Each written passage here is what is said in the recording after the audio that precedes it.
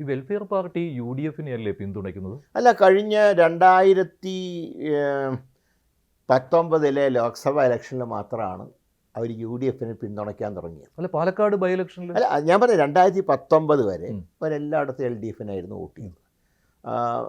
അത് LDF welfare പാർട്ടിയല്ല, Jamaat-e Islami എല്ലാ തെരഞ്ഞെടുപ്പിലും. ഇപ്പോൾ ഞാൻ ഒരു ഉദാഹരണം പറയാം. ഞാൻ മത്സരിച്ച ഒരു തെരഞ്ഞെടുപ്പിലും അവരെനിക്ക് വോട്ട് ചെയ്തിട്ടില്ല. 989 ഞാൻ ഇമ്പിച്ചുവായിട്ട് മത്സരിച്ചു. അന്ന് അവരുടെ വോട്ട് അവർ സൈലൻ്റ് ആക്കി നിർത്തി. കാരണം CPM-നോട് എതിർപ്പ്, എന്നാൽ കോൺഗ്രസ്സിന് വോട്ട് ചെയ്യാൻ പാടില്ല. വീരേന്ദ്രകുമാർ വന്നപ്പോൾ പരസ്യമായിട്ട് വീരേന്ദ്രകുമാറിൻ്റെ കൂടെ വന്നു. 91, 96, 99 എല്ലാ ഇലക്ഷനും. ഞാൻ തൃശ്ശൂർ വന്നപ്പോൾ അവിടെയും ഒക്കെ അവർ LDF-നായിരുന്നു. 2019 അവർ നിലപാട് മാറ്റി അഖിലേന്ത്യാ തലത്തിൽ എല്ലായിടത്തും കോൺഗ്രസ്സിനെ പിന്തുണയ്ക്കാൻ തീരുമാനിച്ചു. അതിനുശേഷമാണ് 2020 ലോക്കൽ ബോഡിയിൽ പ്രാദേശികമായിട്ട് ചിലയിടത്ത് ധാരണ ഉണ്ടാക്കിയത്. അതിപ്പോൾ അവർ CPM-ൻ്റെ കൂടെ ഉണ്ടാക്കിയിട്ടുണ്ട് പലയിടത്തും. അല്ല, എന്തുകൊണ്ട് വെൽഫെയർ പാർട്ടിയുടെ അല്ലെങ്കിൽ ജമാഅത്തെ ഇസ്ലാമിയുടെ വോട്ട് വേണ്ട?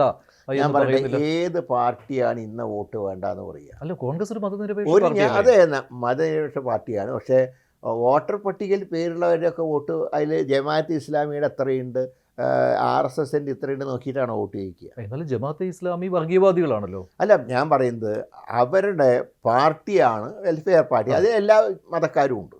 വെൽഫെയർ പാർട്ടിയിൽ മുസ്ലിങ്ങൾ മാത്രമല്ല, ഹിന്ദുക്കളില്ലേ.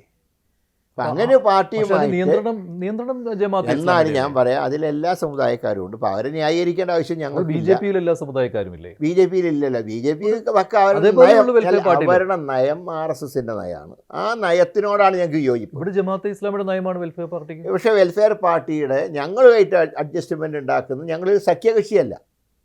പക്ഷേ ഞങ്ങൾക്ക് അവർ ഇങ്ങോട്ട് തരുന്നു. ഞാൻ പറയാം, ഞങ്ങൾക്ക് ഇങ്ങോട്ട് പിന്തുണ തരുന്നു. ഇപ്പോൾ നാളെ പറയാം, RSS പറയാം ഞങ്ങളുടെ വോട്ട് നിങ്ങൾക്കാണ്. അപ്പോൾ ഞങ്ങൾ പറയും നിങ്ങളുടെ ലൈനോട് ഞങ്ങൾക്ക് യോജിപ്പില്ല, നിങ്ങളെ എതിർക്കുകയും ചെയ്യും. പക്ഷേ വോട്ടാവാം. വോട്ട് നിങ്ങൾ തരികയാണെങ്കിൽ തന്നോ എന്ന് വിചാരിച്ചാൽ ഞങ്ങളുടെ ലൈൻ മാറ്റില്ല. എല്ലാവരോടും ഞങ്ങളുടെ ലൈൻ അത് തന്നെയാണ്.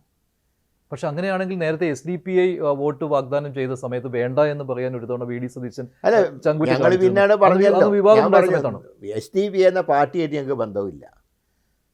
പക്ഷേ അവർ പറയുകയാണ്, ഇപ്പോൾ കഴിഞ്ഞ തവണ അഖിലേന്ത്യാ തലത്തിൽ കോൺഗ്രസിനെ പിന്തുണച്ചവർ